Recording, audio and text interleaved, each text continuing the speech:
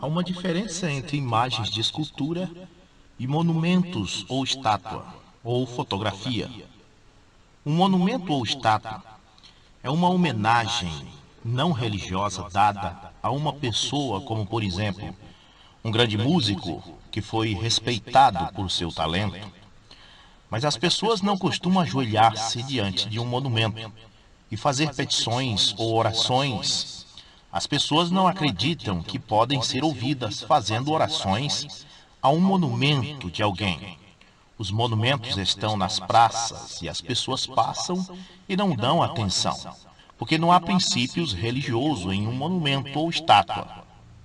Você pode ter uma fotografia de sua avó que faleceu há alguns anos. Aquela fotografia está lá, pendurada na parede, ou na sua porta-cédulas. Você apenas olha e recorda de sua feição, mas você não se ajoelha diante daquela foto e faz petições e pede para aquela pessoa rogar por você junto a Deus. As estátuas de jardins que servem para enfeitar não trazem princípios religiosos. São apenas enfeites que os proprietários põem em seus quintais. Não oram a elas e não fazem petições. Porém, as imagens de esculturas são diferentes, porque elas têm princípios religiosos. As pessoas que as possuem ajoelham-se diante delas, fazem petições, oferendas, e pedem que elas roguem por eles junto a Deus. Acendem velas ou incenso. Isso sim é idolatria. Os católicos dizem que eles tratam suas imagens como uma foto de um ente querido. Isso não é verdade. Os católicos não têm as imagens apenas penduradas em suas paredes ou portas-cédulas. Os católicos acendem velas, fazem oferendas e fazem petições e colocam suas imagens em locais de honra. Vestem-nas com vestidos preciosos, beijam, choram e se arrastam pelo chão de emoção por suas imagens. Portanto, a desculpa da fotografia não é válida. Os católicos absolutamente praticam idolatria. Os católicos também afirmam que é considerado idolatria fazer petições, oferendas e orações somente a imagens de pessoas não bíblicas, como Ísis, deusa egípcia, Horus e deuses pagões das antigas religiões, e assim por diante. Essa ideia é desmascarada porque os santos da Bíblia recusaram ser venerados quando ainda estavam em vida. Atos capítulo 14, verso 11. E as multidões, vendo o que Paulo fizera, levantaram a sua voz, dizendo, em língua licaônica, fizeram-se os deuses semelhantes aos homens, e desceram até nós, e chamavam Júpiter a Barnabé, e Mercúrio a Paulo, porque este era o que falava. E o sacerdote de Júpiter, cujo templo estava em frente da cidade, trazendo para a entrada da porta touros e grinaldas, queria com a multidão sacrificar-lhes. Ouvindo, porém, isto, os apóstolos Barnabé e Paulo rasgaram as suas vestes e saltaram para o meio da multidão, clamando e dizendo, Senhores, por que fazeis estas coisas? Nós também somos homens como vós, sujeitos às mesmas paixões, e vos anunciamos que vos convertais dessa vaidade ao Deus vivo, que fez os céus e a terra, o mar e tudo quanto neles há. Atos 10, 25. Aconteceu que, entrando Pedro, saiu Cornélio a recebê-lo, e prostrando-se a seus pés, o adorou. Mas Pedro o levantou, dizendo, levanta-te, que eu também sou homem. Apocalipse 22, verso 8. E eu, João, sou aquele que vi e ouvi estas coisas. E havendo-as ouvido e visto, prostrei-me aos pés do anjo, que mas mostrava para o adorar. E o anjo disse-me, olha, não faças tal, porque eu sou conservo teu e de teus irmãos, os profetas, e dos que guardam as palavras deste livro. Adora a Deus. Algumas vezes há casos na Bíblia em que os homens de Deus não se importaram que pessoas se prostrassem aos seus pés, desde que isso fosse sem atitude de adoração, apenas por respeito, como se prostrar diante de um rei. Você não se prostra diante de um rei em atitude de adoração, mas apenas em reverência à sua autoridade. Como é o caso dos filhos dos profetas, que após ver que a virtude de Elias estava sobre Eliseu, vieram e prostraram-se diante dele.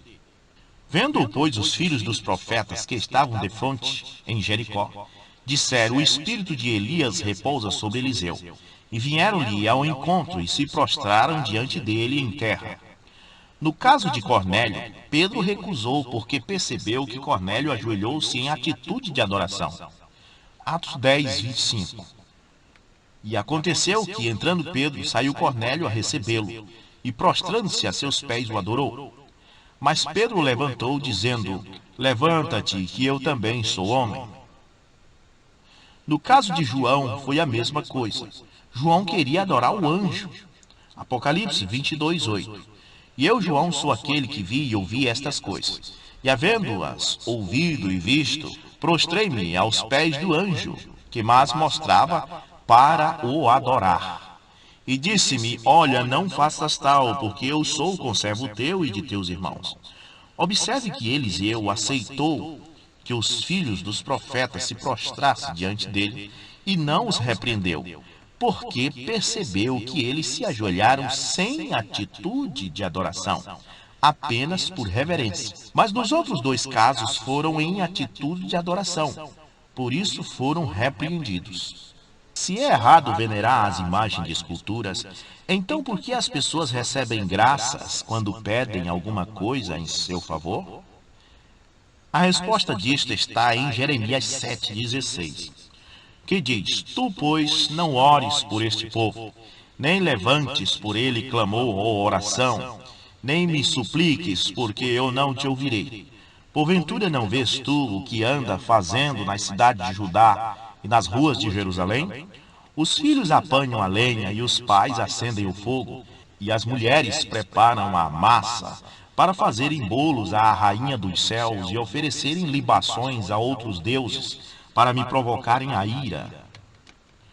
Aquilo estava errado. Fazer bolos e acender incenso à rainha dos céus estava errado. Mas o povo continuava crendo naquilo, e cada vez mais a fé deles naquela imagem aumentava. E para a fé de alguém aumentar, tem que ter algo que alimenta essa fé. Se você orar a vida toda a um Deus e nunca obtiver resposta, sua fé tende a desfalecer com o passar do tempo. A razão por que as pessoas se tornam devotos de uma imagem é porque elas pediram algo para aquele santo morto, e este sentiu que foi respondido. E isso alimenta a fé deles, e cada vez mais aumenta o número de devotos. E aquele povo que estava fazendo bolos e oferendas para a rainha dos céus em Jeremias 7,16, é porque certamente eles estavam recebendo graça. Veja a resposta em Jeremias 44:16. Quanto à palavra que nos anunciastes em nome do Senhor, não obedeceremos a ti, mas certamente cumpriremos toda a palavra que saiu da nossa boca, queimando incenso à rainha dos céus e oferecendo-lhe libações, como nós e nossos pais, nossos reis e nossos príncipes temos feito nas cidades de Judá e nas ruas de Jerusalém. Tínhamos fartura de pão e andávamos alegres e não víamos mal algum.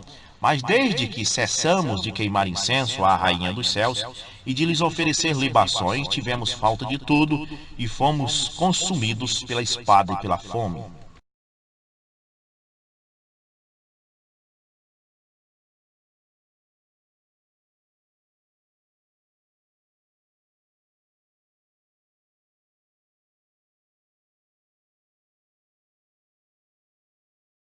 E então tínhamos fartura de pão e andávamos alegres e não víamos mal algum. Mas desde que cessamos de queimar incenso à rainha dos céus e de lhes oferecer libações, tivemos falta de tudo e fomos consumidos pela espada e pela fome. Agora você acha que era correto venerar a Deus, a rainha dos céus? Lógico que era errado. Jeremias disse que estava errado, e o próprio Deus disse que estava errado.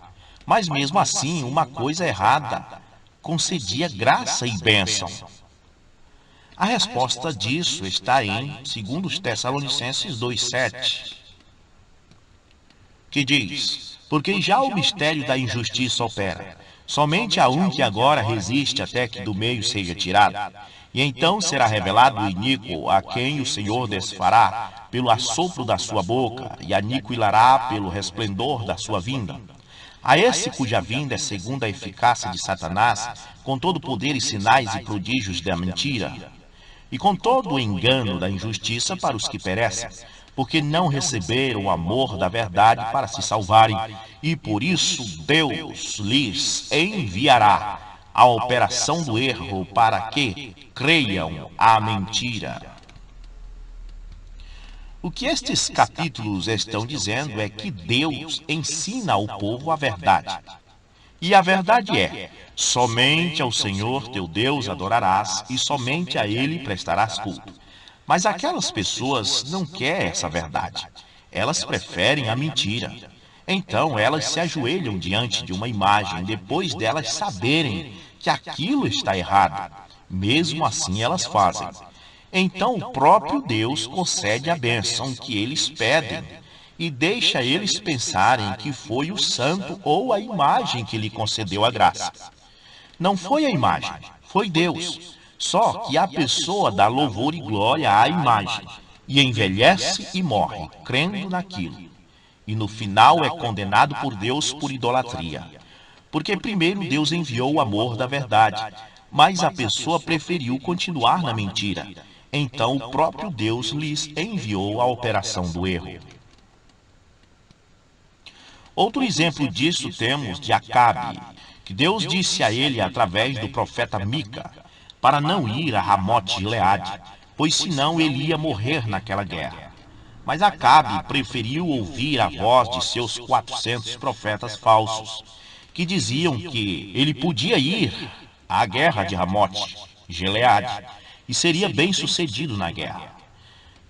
Depois Deus mostrou que foi ele mesmo, Deus, que mandou um espírito mau para profetizar na boca dos 400 falsos profetas. Os 400 falsos profetas tinham certeza que Deus tinha falado com eles e não sabiam que era um espírito mau concedido pelo próprio Deus que falou na boca deles.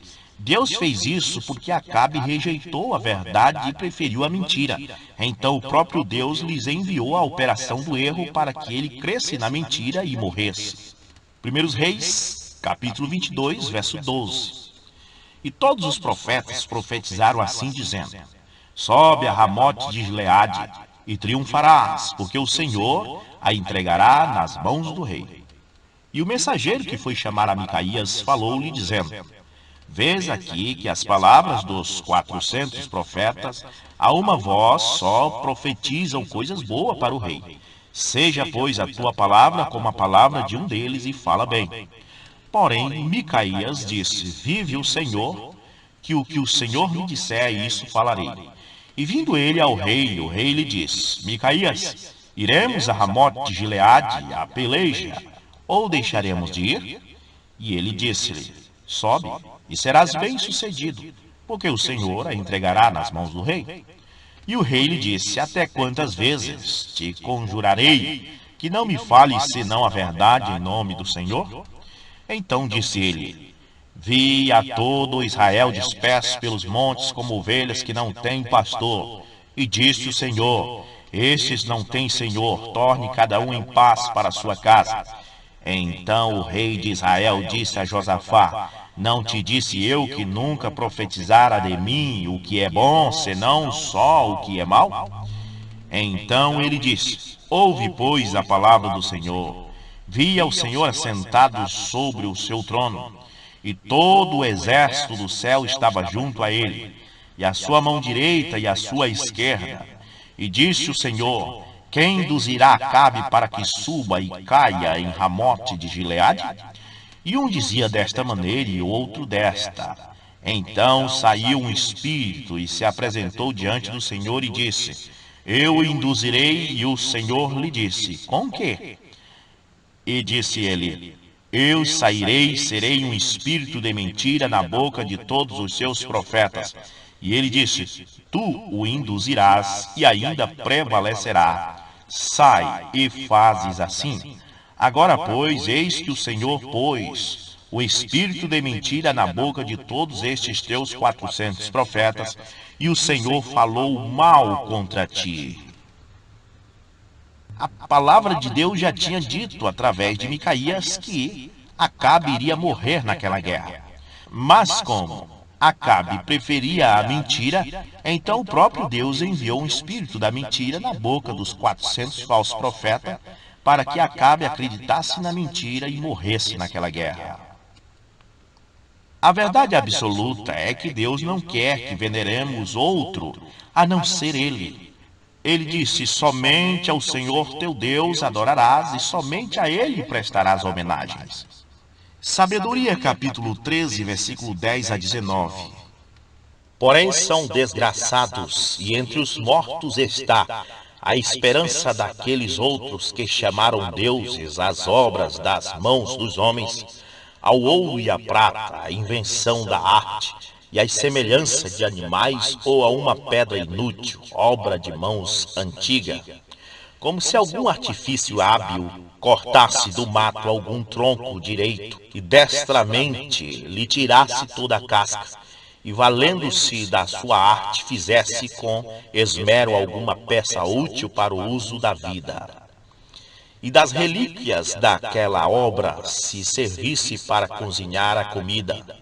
Enquanto ao resto de tudo isso, que para nenhum uso é útil, por ser um madeiro torto e cheio de nós, ele cuidadosamente muito de seu vagar o desbastasse pela perícia da sua arte, lhe desse figura e o afeiçoasse em forma de homem, ou o proporcionasse a algum dos animais, dando-lhe vermelhão, ou pintando-o de uma cor encarnada, contrafeita, encobrindo-lhe toda a mancha que nele há, e lhe fizesse o correspondente nicho, e pondo-o na parede, o segurando com algum ferro, usando com ele desta precaução para que talvez não caísse, reconhecendo que se não pode ajudar a si mesmo, porque é uma imagem e tem necessidade de socorro. E fazendo-lhe votos, e consultasse a respeito da sua fazenda, e de seus filhos, e de suas bodas, não se envergonha de falar com aquele madeiro que está sem alma?